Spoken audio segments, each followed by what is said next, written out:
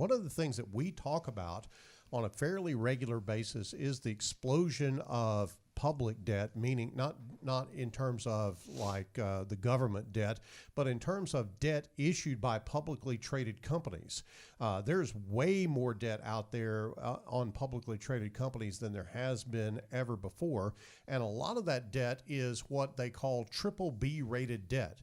Now, it's just barely investment grade, but it is investment grade. And so there is some concern among our discussions about how much debt is being taken on by companies and whether they're going to be able to handle that if we have a prolonged, protracted recession. And so over borrowing is a problem not only in your personal finances, but also in the finances of corporate America.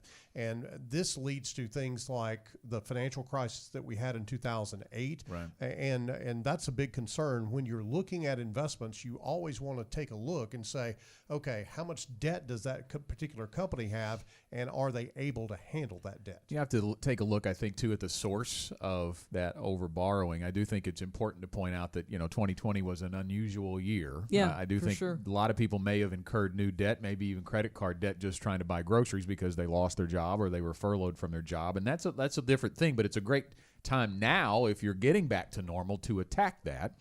But when you talk about debt from a culture standpoint, we started using the word cancel culture and the need to cancel over borrowing from your personal culture. But if you expand that and think about how prevalent it is in today's society, I think from all the client meetings that I've had, it's pretty regularly assumed that most of the clients think they're going to always have an auto payment. They're always going to have a loan payment for a car, that's how they buy vehicles. Now, Yeah. a lot of them buy with cash too, but even in retirement, the idea when we start talking about income and what do you need for retirement income, they are quick to want to build a car payment into that income because they think they're going to have to buy it that way. Well, and car payments, student loan debt. Yeah. That's another huge one. Right now, my son is in the midst of filling out, just one scholarship application after another. You got kids I'm doing there. that too. It's that time of year, and one of them asked him, what do you expect to do to handle your student loan debt after you graduate? As though it is an absolute that he will have student loan debt when he graduated. Right.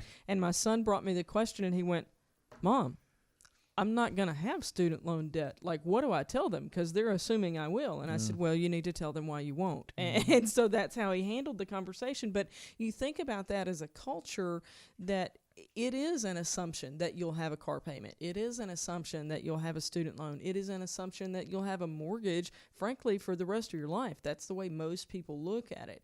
You don't have to fall into those assumptions. You can cancel over borrowing.